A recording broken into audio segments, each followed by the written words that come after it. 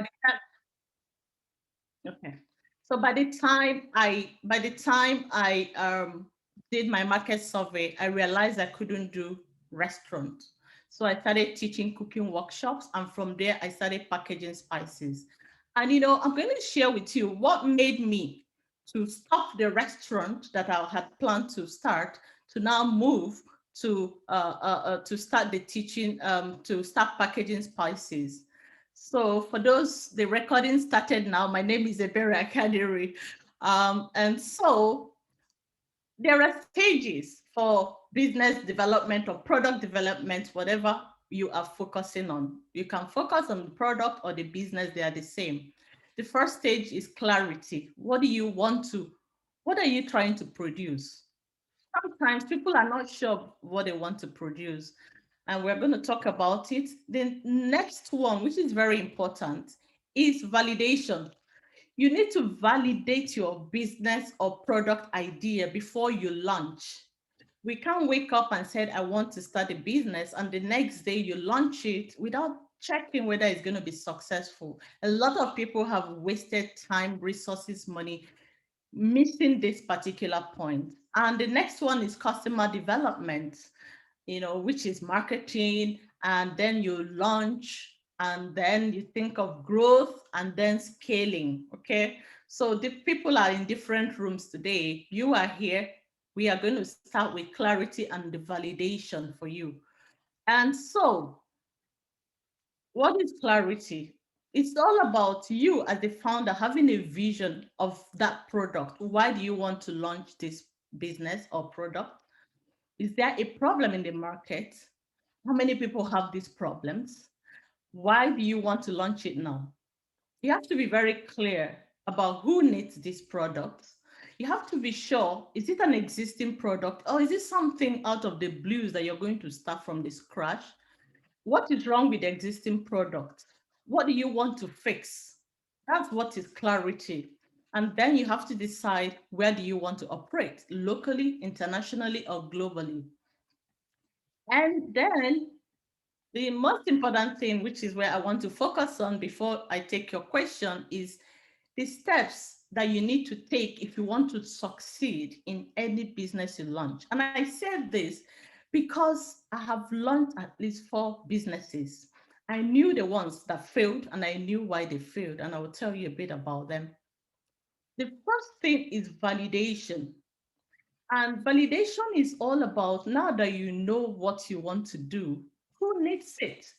Before you put any money into product development, you have to validate if people want it.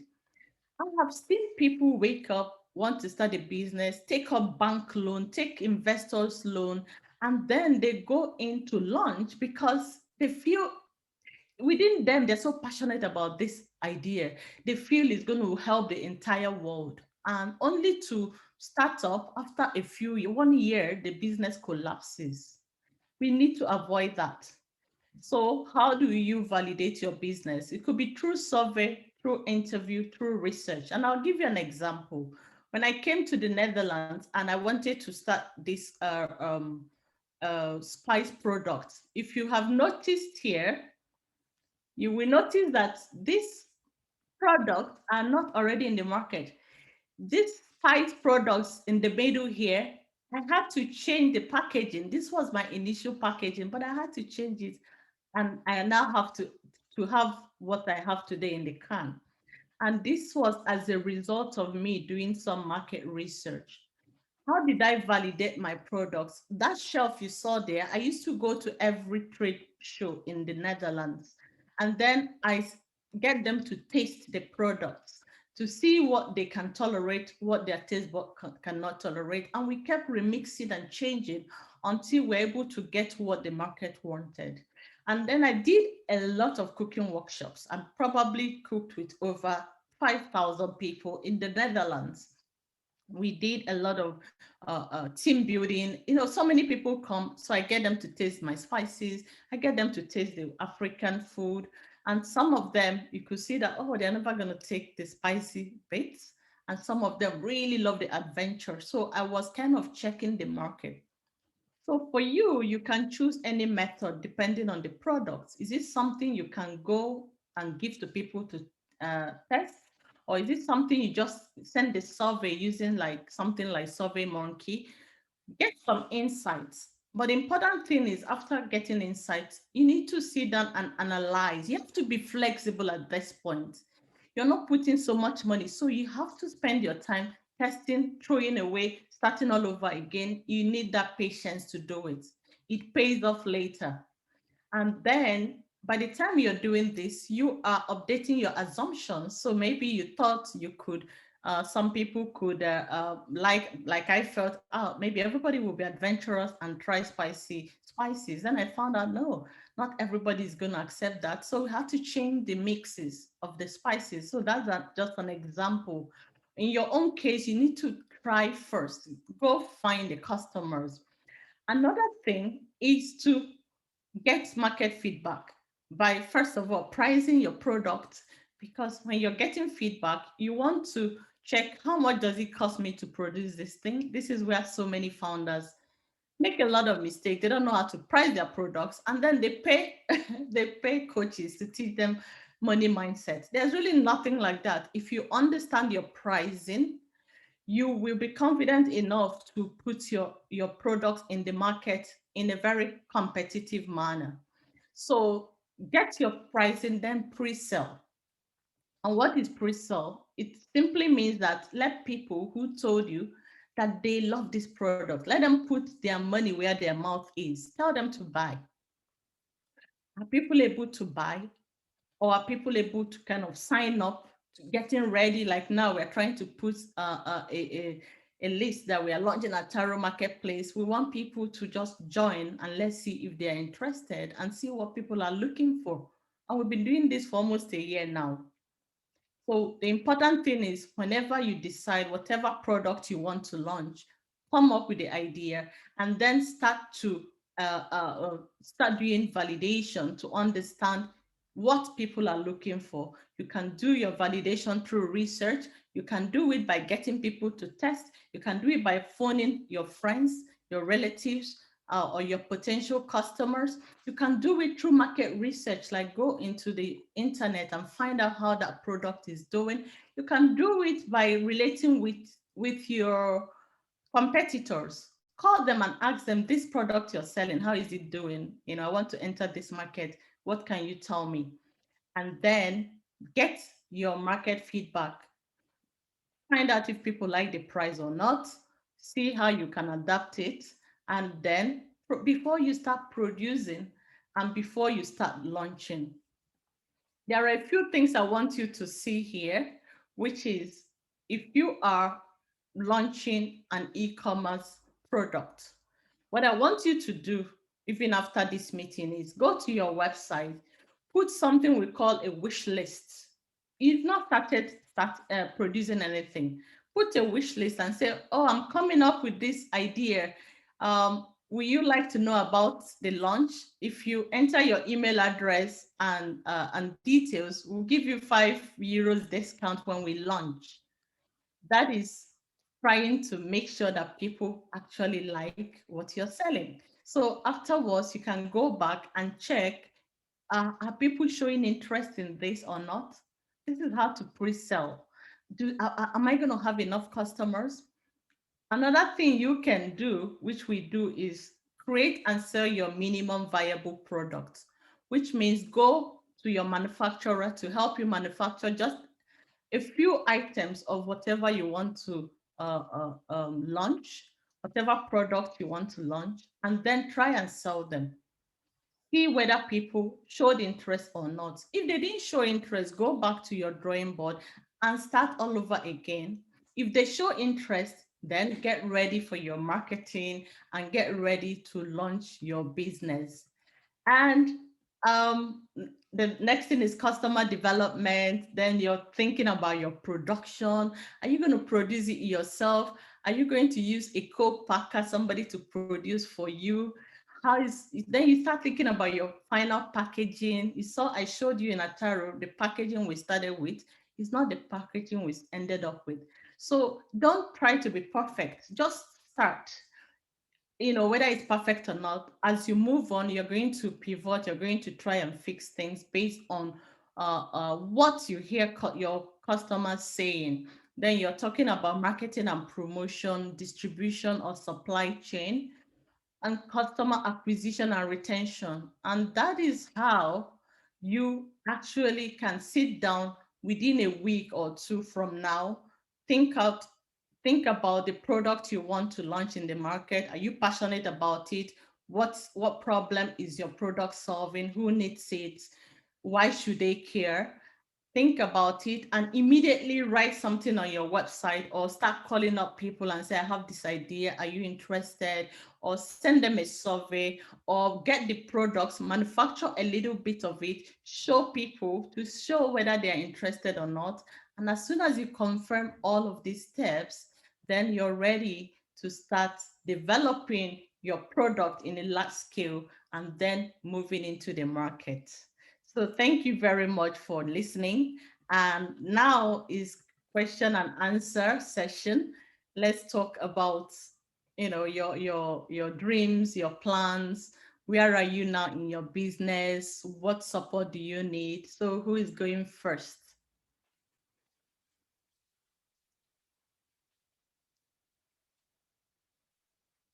You can unmute yourself. Yes. Any question? Go ahead.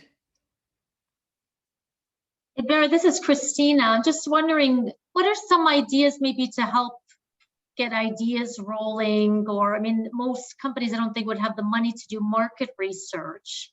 But do you have any, I guess, recommendations or ideas, and how can they understand what are the pain points out there that maybe they can develop a product? Do they use social media, or what are some possible ideas?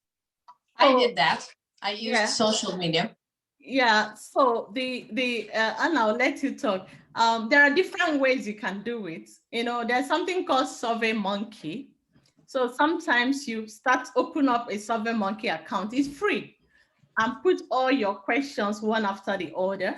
And then you can share that link through social media to get more people, ask people to help you share. Or you can send an email if you already have emails or contacts, or you can even use WhatsApp to get these ideas. So we don't really need to spend so much money for market research. And for me, what I did when I came to the Netherlands was, at that time, it wasn't so popular with social media and all of that. I was going out, I see people on the streets, I said, have you tasted African food before? Do you have a minute? I'd like to talk to you. And then I went to my neighbors. I said, please, I need your help. Can you come over to my house and taste something? So there are different ways to research without spending a dime. Anna, you wanted to say something? Well, on the version 0.0.1 of Grapekeeper, when I was starting to research my idea for my business plan, I've actually I went for Twitter and some Facebook forums related to wine lovers, because my business is in vineyards, and wine experiences and personalized sustainable wines. So I just started asking those questions and starting maybe some kind of discussion posts where I would ask them, is sustainability important for you, for example? How much would you be willing to pay for a premium for such an experience, and this and this and that. So I did that with social media a lot, with Facebook groups. I did it in private, and then I used Twitter for a while. And then, then I just went for it, as you all know. Thank you for sharing. Thank you for sharing your experiences. I mean, if you want to really build a sustainable business, it's important to take some time to do your market research. Yeah. It's important to even do it without spending a dime. Like, don't spend any money.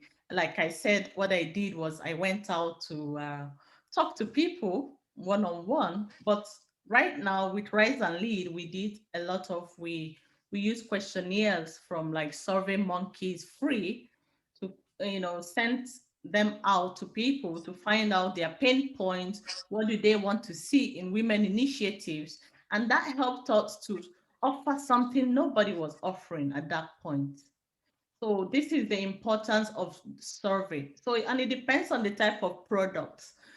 If it's something that you can easily manufacture for yourself, like my spices, I used to premix them myself, like buy all the ingredients, premix them, and get people to, I love parties. I host parties and ask people to come and taste the spices and tell them which one did they like most. And I will number all of them without people knowing. And then I'll be able to analyze later to know what is the best flavor that people really enjoyed and loved. So it can be any, just do something simple that won't cost you money, but that will help you engage your potential customers when you are in the process of product development. It's amazing because I mean I started in marketing, not as an entrepreneur, right? With UPS, and we used to have to buy these lists, right, of people to target. And now, as Anna mentioned, on Facebook, you can find Facebook groups of wine lovers, of maybe Yes. foreign food lovers, or whatever it is. You can really find your segment there, right? It's amazing with social media what it opens up, right? Without having to invest so much cost, to your point, Abir. Social media. May I Social add media- something? Yeah, go ahead. I'm gonna say there's another media that is a little less digital, that for me worked in the beginning and is still the driving force, which is a network. So I am a word of mouth business, very much. I'm talking about investment in marketing early on. I did some, I regret it, I've learned from it. We all make our mistakes. And also through social media, but then it comes with word of mouth, a bit like what Ibero did, a bit old style, actually going to talk with people, even if you find them on social media, have a little bit old styled chats with them and try to understand them as people. For me, it's what's driving the most results. There is a study, I don't remember the full name, but it's called IKEA effect, where people were asked to buy things. So the first group of people, they brought them into a room to help to build the furniture, and they now brought IKEA experts to build another set of furniture. At the end, people who built, even though it didn't look beautiful, they just wanted to buy the one they built that wasn't perfect, compared to the the one that experts built. And this is where the concept of co-creation started. And this is where also, piloting, that is what piloting is all about, is, think about your potential customers. By the time you go to Facebook group and said, oh, I'm launching this, who is interested? All those people that say they're interested, they're already your first set of customers for marketing. And when those things are ready, either you give it to them at a discount price or you give it to them for free. You see, you're already building your market, you're already building. And by the time you launch, those people are they're going to be so happy to support you. They become your ambassador.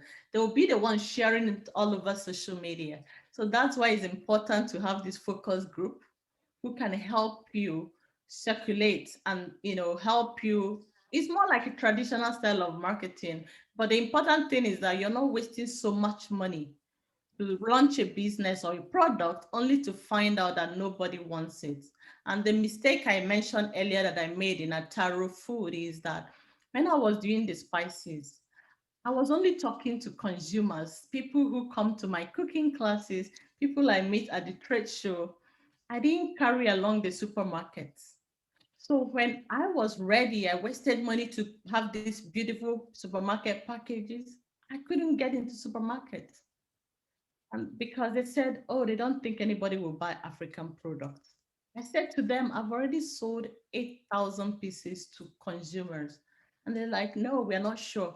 Because I didn't carry them along. I didn't think about them, Mm. which is what made us to just focus on selling through e-commerce, since we already built that community of people who buy spices.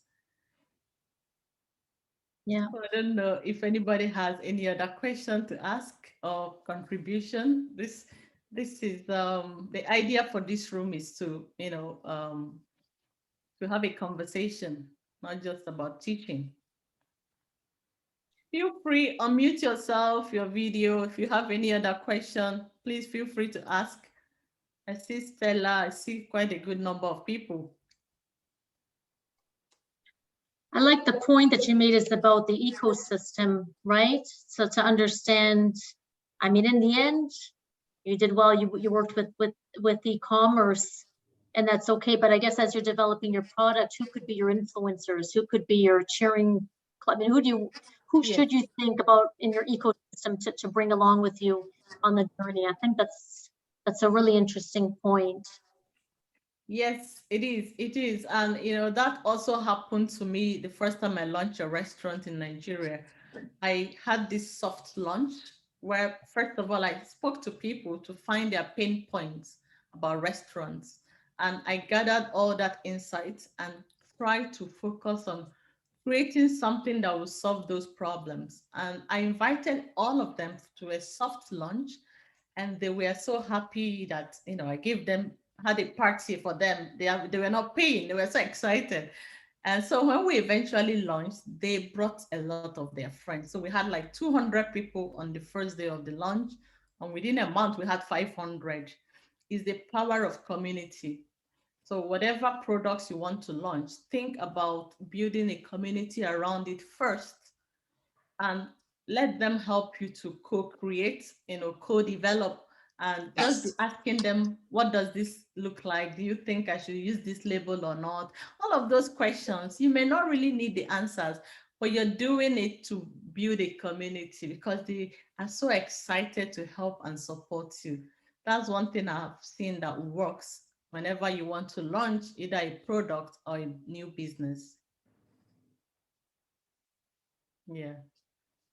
So do we have any other question?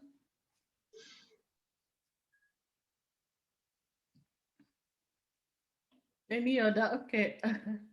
But I can't read. I'm on Somebody my said, phone. okay. Oh, really? I didn't check. Okay. Okay. Somebody said, thank you for your great insight and experience. Wow, I've learned a lot from a very, I don't have a product yet, but I'm on a journey to defining one and going for it. Thank you. And if you don't have a product yet, since uh, we have a bit of time, let me tell you, one of the things that helps me to decide which products to launch. Number one, it has to be something that really affects you. Maybe you are in, let's say you're in Europe and you can't find African products, for example, and you're so angry, you've been looking and looking, you can't find. And the next thing that you can think of, how can I launch a business in this area? For me, I've seen that when you launch something based on your passion and your love for that product, it's always successful because you will have a story around it. That's number one. Number two is that you can also, maybe you see existing products and it's just annoying you that there's something they are missing and you believe you can change it. That anger, that holy anger is what leads you into developing a product. So thinking about something you really love, you can't see, or something that is existing and each time you buy it, you're so angry, you think there's something they should do. Or maybe finding a problem like listening. If you go to social media, there's something called social listening. It's about listening to the problems people are complaining about at all times. They keep complaining about it. Go and find out if you have a passion for it or if you have people who can even help to solve that problem. That's also another way that ideas come to life. Look, for example, this vaccine, as soon as it happened, all the farmers, all the big pharmaceutical companies saw, wow, this is a big problem, big business, big money. And all of them threw themselves into the research, into product development, testing and retesting. And all of them started coming up with their own version because they know that if that problem is big, then when you launch that product that will solve a lot of problems for a lot of people, the likelihood is that it's going to be very successful and you're going to make a lot of money. That's another way to come up with ideas. Sometimes it could also be a childhood dream you've had a long time ago, or a spark. You see something, I'm like, oh, I can do this. Let me try. That's how to come up with ideas. You just have to have this vision, close your eyes, think, and ideas will start flowing more than you know that you can do. Thank you. Any other questions before we move to the room? Okay, somebody says, I'm just starting a business, recycling. So I'm glad listening to your talk and I'm going to try it out. Thank you so much. Okay, thank you as well. You know, and maybe, you know, we're talking about the power of network. Mm-hmm. This is a network here already. Yeah. So just find us on LinkedIn and ask the questions you have. It's just, you're gonna get answers. And that's the way to start. Yes, just connect with each person here on LinkedIn, on Instagram, and of course, follow Rise and Lead Women and Founder Table. Yes. We're going to send an emails. What we want to do is we're going to have this platform where people can just send questions, tell us what problems they have, and then we will connect you to the resources. We don't need to have all the answers, but we have this. We love partnerships. We love collaborations.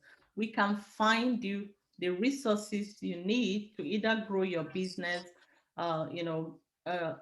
marketing, to market your business, or even to connect European entrepreneurs with African entrepreneurs. There's power in collaborations. And that's one thing I believe that we should start thinking about and leveraging. We need to think beyond our local market. Anna is here. Anna, you need people to have your wine in Nigeria. This is the time to do it. And then maybe somebody in Nigeria is finding, how can I bring my clothing fashion to Europe? Yes. Please. Well, we need to help each other with what we've learned in this journey. Add it on the chat. Tell us what you need. What do you want us to solve for you? You know, and then that's how it starts. Okay, somebody said you're looking to start a restaurant business too, and this is so timely. You've come to the right place. I can close my eyes and tell you how to launch a successful business.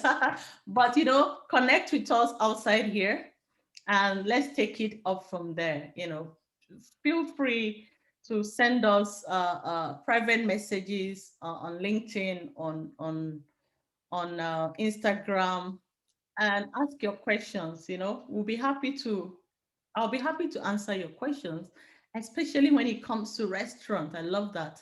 And Anna is here, is also in food, agriculture, industry, sustainability. She can help.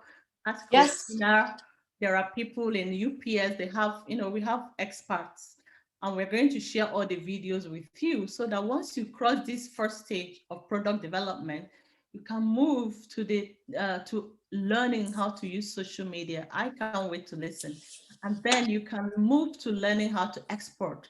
I want to learn, like we're building a marketplace. So UPS, I need them more than ever right now in June. So I want to learn more. I'm going to be calling them like, what do I do if we're sending it to the US, if we're sending to Brazil, what do we need to know? Learn to ask questions. I'm telling you, you will be shocked that every successful entrepreneur is looking for somebody else to help. Just ask. So I think we should be closing. We should be moving to the main room now. So I have a question. Oh, okay, go ahead. If it's still time. So coming from abroad, from outside of the Netherlands, what was your biggest fear when you started to consider to start a business, and how did you overcome it? Yeah. Oh, that's a very good question. You know, there are questions sometimes I feel people should ask me, but they don't ask.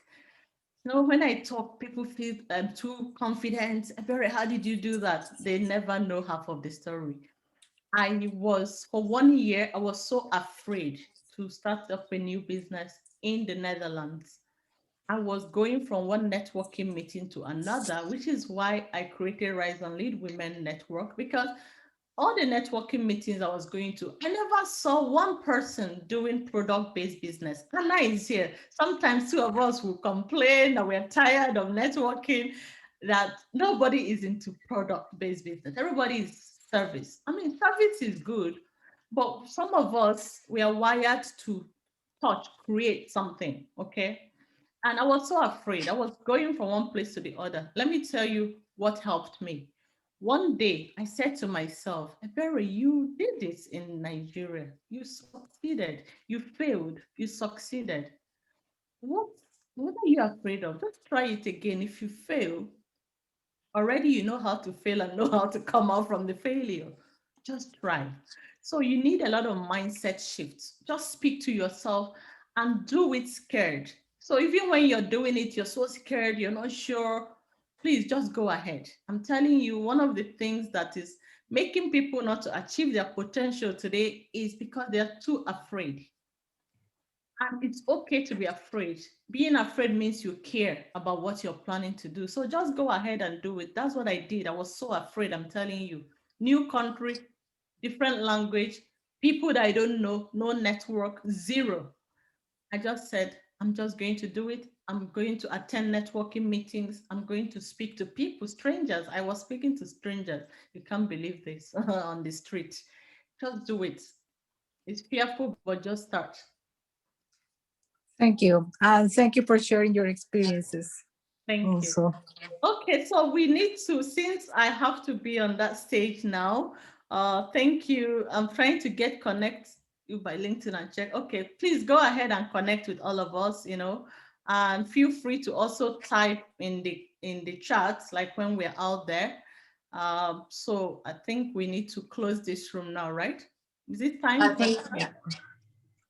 Vanessa, is it time to close? 5 more minutes, actually, if there are any more questions. How many? Okay. 5 more, but yeah. Yeah. Do we have any more questions? Otherwise, okay. Somebody is saying thank you to, and okay, that's Christina. Thank you. Thank you, Christina, for joining us here. Thank you. The ideas section, it's inspiring because I always wonder from entrepreneurs, how did they come up with that product or that passion, that idea? And I think you made a good point. You have to have that passion in you for whatever product it is, right? Yes, you have to have, you need to have that passion. Otherwise, you won't be able to do it well. And I realized that it doesn't take me so much time to launch something like an event thing, something event related or teaching related or restaurant where I'm seeing people coming. That's who I am. That's my personality. At one point, I asked myself, why am I struggling to really launch Ataro Marketplace? One day I found the answer, because I'm not interfacing with people. I don't have anything that doesn't allow me to come face to face to people. I can't do it.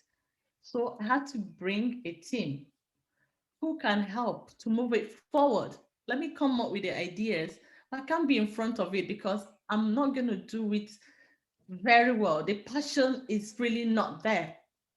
So you have to know who you are, know whether you're somebody who works from behind or somebody who works from front. I love to interface with people, interact with people. And that's why any business I'm doing, whether it's a restaurant, whether, okay, they're telling us to round up, whether it's the cooking workshop. Oh my God, I enjoy the cooking workshop so much. Guess what? I turn every cooking workshop into a party. Even Dutch people who don't like to dance, I got them to dance. Nobody can forget my cooking workshop because I brought my whole personality into it, and that's who I am, you know. We cook it together, and I don't cook. I get them to cook, and I just be talking with them, and then I get them to party. I still enjoy that business so much. And so it's important to find out, what are you passionate about?